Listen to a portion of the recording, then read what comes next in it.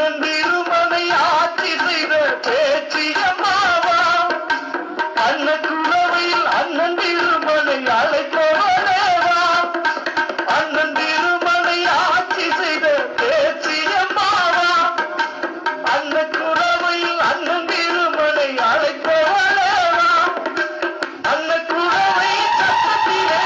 அண்ணனை கொடுத்து அழைத்தவளே கருமாத்தூர் மண்ணில் போரிட பேசாமனை வென்றவளே அண்ணன் குலவை சட்டத்திலே அண்ணனை கொடுத்து அழைத்தவளே கருமாத்தூர் மண்ணில் போரிட பேசாமனை வென்றவளே தென் திசையில் ஆரம்புள்ளி கோட்டையில் தவம் புரிபவளை சிவ சிவா என்ற